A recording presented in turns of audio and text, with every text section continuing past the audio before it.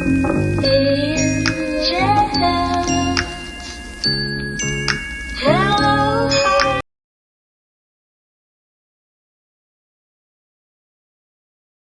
you for watching this video. I will be discussing all of the drama regarding Melanie Martinez and Timothy Heller. If I miss anything, please tell me in the comments. There will be a part 2 of this video if I miss more than 5 things. First, we're going to discuss and debunk Timothy's side of the story, her claims, lies, photos, etc. Timothy claims Melanie Martinez raped her on the night of June 25th, 2017. She stated they were having a sleepover at Martinez's house and bought a cheap lover's kit game for fun. Heller later revealed that the game was her idea in an interview. Timothy took this photo for proof against Martinez, but the thing is, this photo was taken in May. Heller claimed that the photo was taken in June at the sleepover, and her iCloud storage was acting up. She showed this video of her iCloud.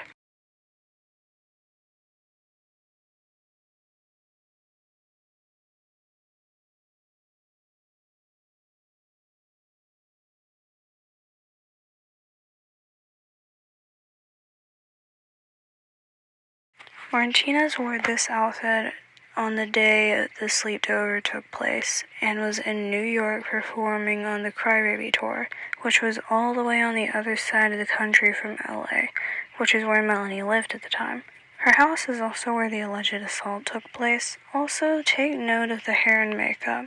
Martinez wore this outfit in May, which is one she was wearing in the photo. She also has different hair and makeup than the photo that was actually taken in June. One question I have is, why did she take the photo? It's almost like she was planning something. And notice how Melanie is the receiver in this photo, meaning Timothy is touching her, not the other way around at the moment, which means Melanie was touched by Timothy, as well as this taking place in May instead of June. I'm now going to read Timothy's full statement to you guys, then go over it. I have kept this secret for years, convincing myself that it wasn't a big deal and I wasn't hurt by it.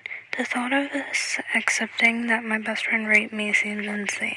Even typing that doesn't feel real to me. I started telling this story to those closest to me as somewhat of a joke. Haha, could you believe this crazy night? But I began to get responses I wasn't expecting, concerned ones. It's hard to say someone you loved raped you, someone you still love. The thought of writing this and having the world see it terrifies me, especially because of who this person is. This was my best friend. She took me in, which I was so grateful for. I felt like I owed her my life, and my life began to revolve around hers. I had my own problems, but I could focus on her life. But if I could focus on her life, I could put off dealing with my own inner turmoil for just a bit longer. Some of her fans became my fans, but their loyalty never strayed from her. They are dedicated, she's perfect. To the public, she can do no wrong. She's there for her fans, she gets it, she's different. When faced with a friend who really needed help, though, I can honestly say she let me down completely. During the most difficult time of my life, my rock bottom, her power and control over me grew and grew, and I was silenced. While being open about realizing how much help I needed, I was made to feel guilty. I had to apologize for having an extreme panic attack where I thought I was going to die because it ruined her night. Endless incidents like this. I had become a problem, yet through it all I loved her. Codependency works in a lot of strange ways. In my relationship with this friend, I was dependent on helping her with her life. As soon as I needed a small bit of focus and support from my best friend, there was nothing for us to relate to each other about. Our relationship was about her. The power she had over me grew into me having a very hard time saying no to her. I would do almost anything for her. One night during a sleepover, she became increasingly interested in my preferences. As someone who has been through abuse, it's hard for me to talk about. I was obviously uncomfortable, but she was my best friend, so I tried to be open about it. The conversation never seemed to end, though. I had work very early in the morning. She began asking me while in bed if I would have with her. While being incredibly uncomfortable by this offer, I attempted to laugh it off. I had a boyfriend at this time, and she knew that. He doesn't have to know. It's not a big deal. This went on for hours, asking me why I didn't want to. That it would be fun. I repeatedly said no. I had work in the morning. I just wanted to sleep. I was exhausted. I attempted to sleep, but was kept up the entire night by my friend begging me to sleep with her. It seemed strange, but she was my best friend. I said no, and I thought we could move on. The next night, unfortunately, went the exact same way.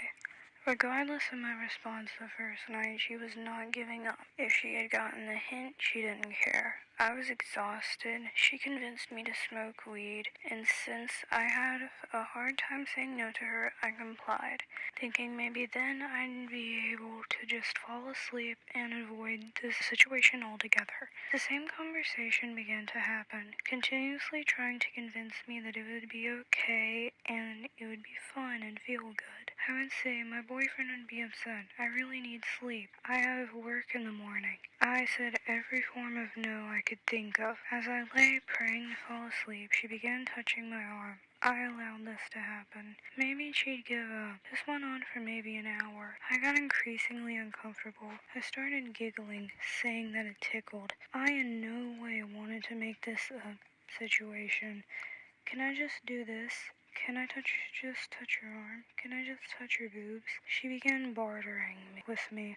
All I wanted to do was to go to sleep. She began talking about the appearance of my boobs and begged to just touch them. We didn't have to do anything else. I was so exhausted and confused and high and belittled, I just allowed it to happen. This led her to touching the rest of me. I never said yes, I said no repeatedly, but she used her power over me and broke me down.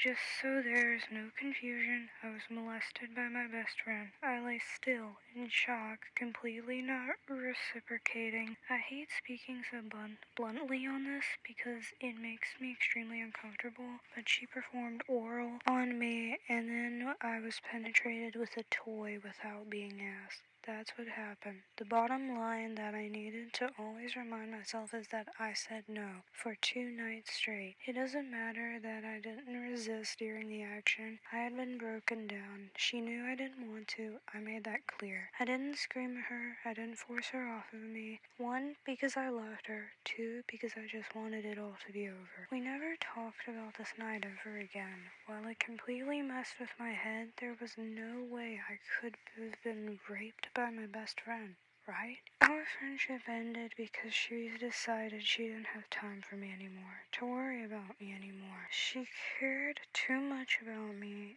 It was holding her back. I'm not sure how to end this story. I'm terrified of the response I'm going to get. The only reason I do this now is because I'm hoping because of recent events people will believe me. If you begin to doubt the abuse taking place in this story, I beg you to imagine her role in this being a man. Girls can rape girls. Best friends can rape best friends. Friendship does not equal consent. Silence doesn't equal consent. I wish it wasn't so hard for me to convince myself of these things.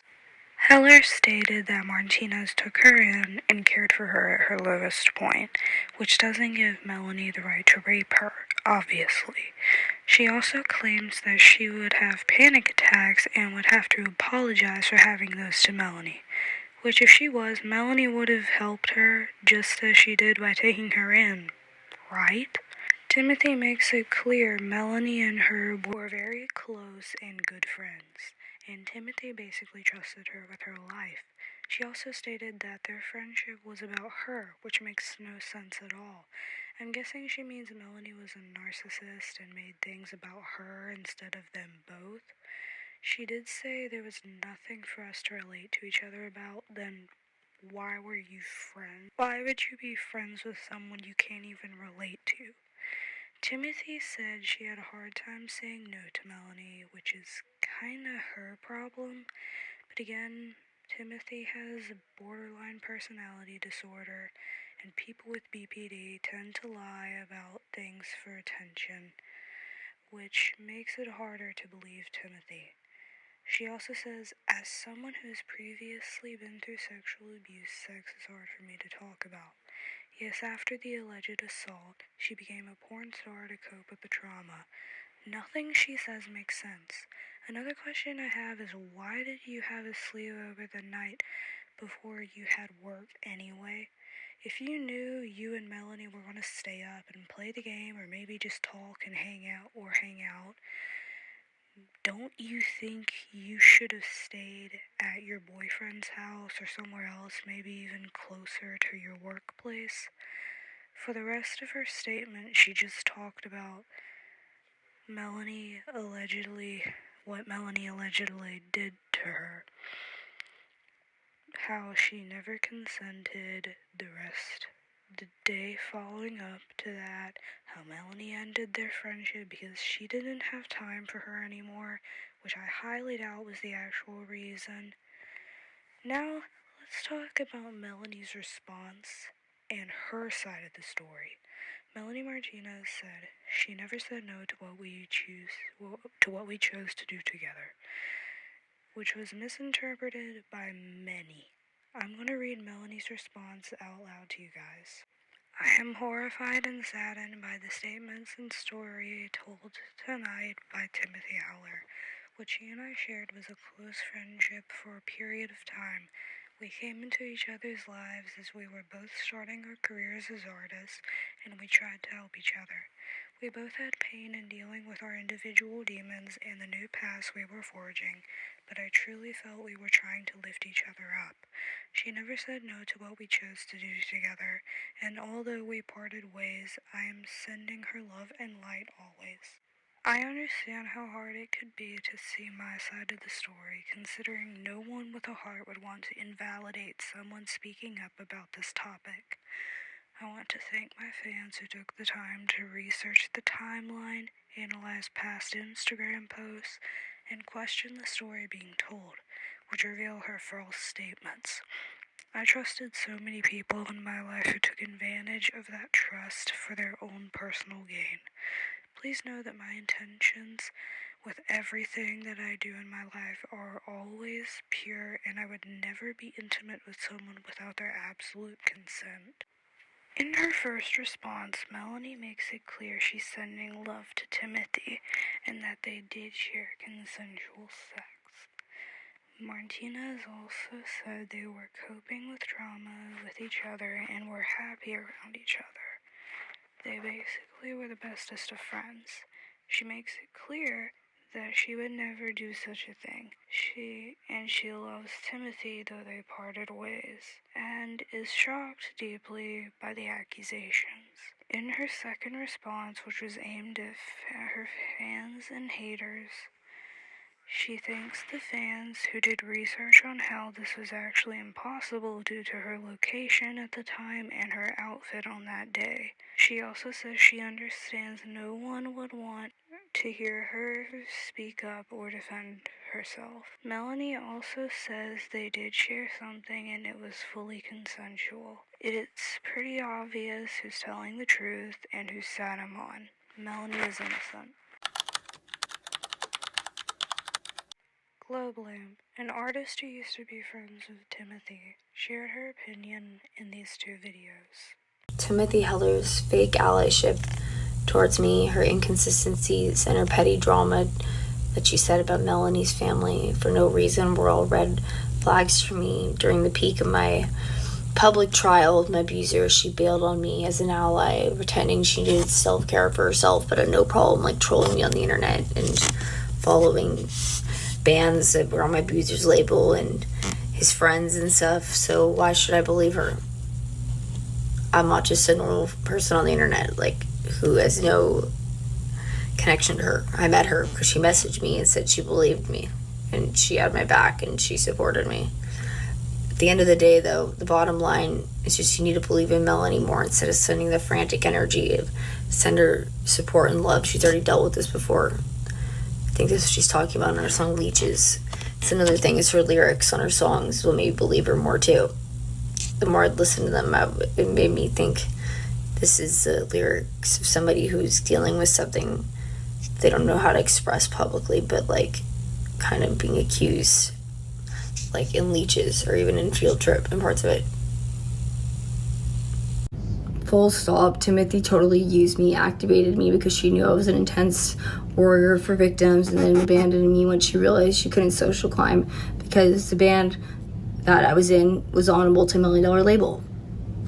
Oh, she also never told me that her boyfriend worked for Desert Days, the festival I literally protested against and fought Sean Lennon about.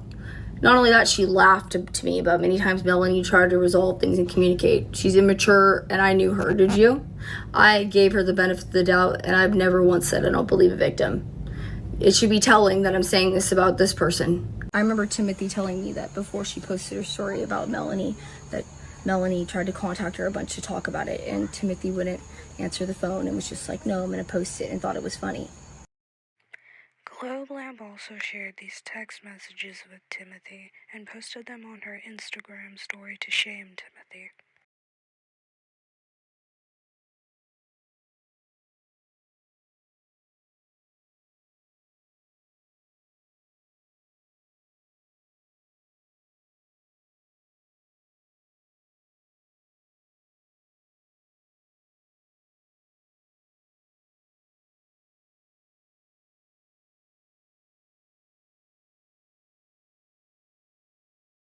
Timothy abandoned/ghosted Globelamp for no reason.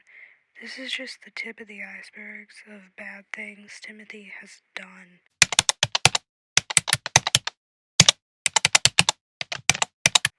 Timothy is a racist pedophile on top of lying about rape. She has sent gross videos to minors. I'll show the videos.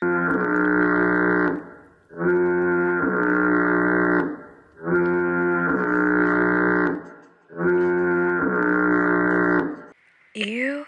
She also had a private Instagram account only available to a few minors where she posted gross content for literal children. She's literally a pedophile. She's also racist. She said the N-word on multiple occasions while online.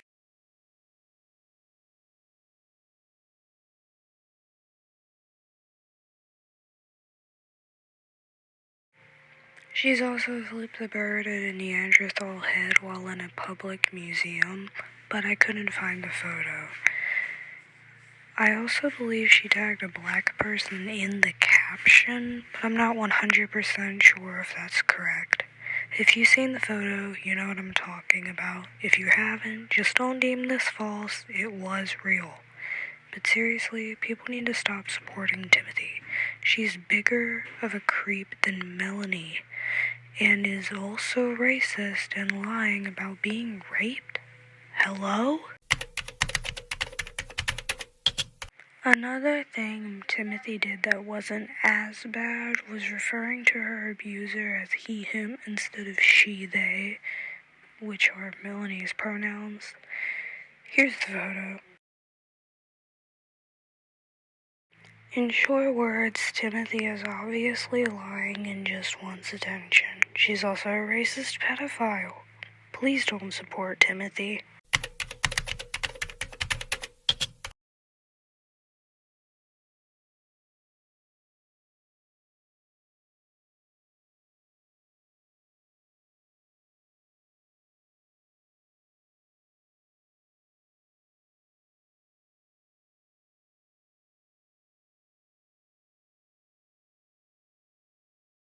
Anyway guys, thank you for watching this video if you've made it this far, and don't forget to subscribe and like.